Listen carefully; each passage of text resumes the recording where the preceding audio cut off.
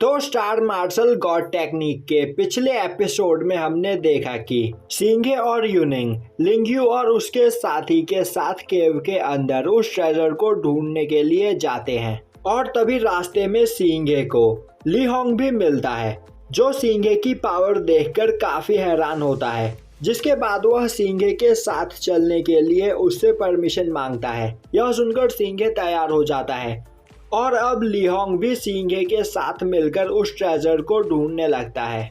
अब दिखाया जाता है कि वह सभी लोग चलते चलते एक जगह पर पहुंच जाते हैं, जिस जगह पर कई सारे पत्थर के पुल बने होते हैं और वह सभी पुल अलग अलग जगहों पर जा रहे होते हैं। जो देखकर यूनिंग बोलती है तो अब उन्हें किस रास्ते पर जाना चाहिए। तभी सिंघे अपनी पावर का यूज करते हुए सेंस करके उन सभी लोगों को बताता है कि वह इस जगह पर मौजूद हर एक ब्रिज से सेम ऑरा ही फील कर रहा है। तो उसे भी नहीं पता कि अब उन लोगों को कौन सा रास्ता चुनना चाहिए। जो सुनकर हांजुओ बोलता है तो क्या हम ऐसे ही आंख बंद करके कोई सा भी रास्ता चुन ले। यह सुनते ही यूनिंग सिंघे के पास जाकर उससे पूछने लगती है तो अब उन्हें किस रास्ते पर जाना चाहिए। सिंघे बोलता है मुझे खुद इस बारे में कुछ भी नहीं पता। वहीं यूनिंग को सिंघे के इतना पास देखकर लिंगयू काफी ज्यादा जेलस फील कर रहा होता है। अब लिंगयू आगे बढ़ता हुआ बोलता है मुझे भी नहीं समझ में आ रहा कि आखिर इनमें से किस रास्ते पर ट्रेजर छिपा हुआ है, तो फिर क्यों ना हम इनमें से कोई एक रास्ता चुन ले और अगर वह रास्ता गलत हुआ तो हम दोबारा से वापस आकर दूसरे रास्ते पर चलेंगे। सिंघे बोलता है इसमें काफी टाइम वेस्ट होगा, मेरे पास इससे अच्छा आइडिया है। हमें भले ही नहीं पता है कि ट्रेजर तक पहुंचने का इनमें से असली रास्ता कौन सा है, पर व्हाइट फैंग यह पता लगा सकता है।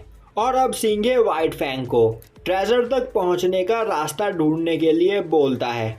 जो सुनते ही व्हाइट फैंग अपने काम में लग जाता है और अब व्हाइट फैंग असली रास्ते को ढूंढ लेता है। जिसके बाद सभी लोग व्हाइट फैंग के साथ उस रास्ते की ओर आगे बढ़ते हैं। वहीं यह देखकर लिंगयू को सिंघे पर काफी गुस्सा आ रहा होता है और अब वह लोग काफी देर तक उसी रास्ते पर चलते रहते हैं, पर उन्हें कुछ भी नहीं दिखाई देता है और अब वह सभी लोग काफी थक चुके होते हैं।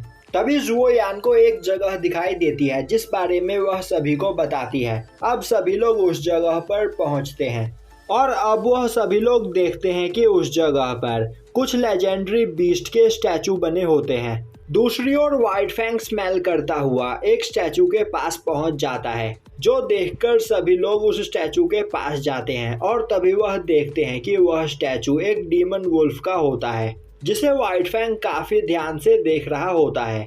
जिसके बाद वह उस स्टैचू की तरह पोज करने लगता है। अब यह देखकर सभी की हंसी छूट जाती है। तभी सिंघे आगे बढ़ता हुआ उस स्टैचू को देखकर बोलता है कि इस स्टैचू को इस जगह पर व्हाइट जेड से बनाया गया है और यह स्टैचू देखने में बिल्कुल व्हाइट फैंग की ही तरह लग रही है, बस यह व्हाइट फैंग से काफी ज्यादा बड़ी है। और अब वह यूनिंग से पूछने लगता है कहीं यह स्टैचू व्हाइट फैंग की ही तो नहीं है। दूसरी ओर व्हाइट फैंग उस जगह पर उड़ रहे एक एनर्जी का पीछा करने लगता है। तभी यूनिंग आगे बढ़ते हुए बोलती है कि इस जगह पर मौजूद सभी स्टैचूज लेजेंडरी बीस्ट के हैं, पर यह स्टैचू एक वुल्फ का स्टैचू है जो बिल्कुल व्हाइट फैंग की ही तरह दिख रहा है। यह सुनते ही सिंघे सोचने लगता है मैं इस जगह पर व्हाइट फैंग के साथ काफी लंबे समय से हूँ, पर मुझे अभी भी व्हाइट फैंग के ओरिजिन के बारे में कुछ भी नहीं पता है। तो कहीं हेवनली ड्रैगन ट्रेजर का ओनर व्हाइट फैंग से कनेक्टेड तो नहीं है और कहीं व्हाइट फैंग का लेजेंडरी एम्परर के साथ कुछ लेना देना तो नहीं है।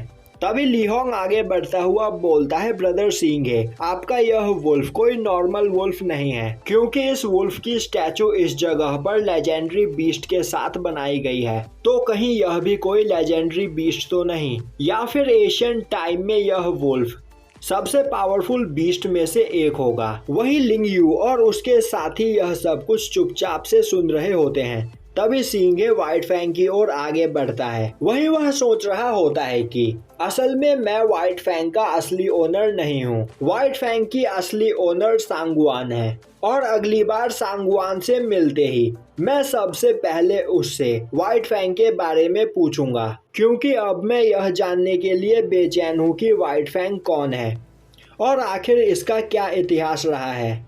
और यहीं पर यह एपिसोड खत्म हो जाता है।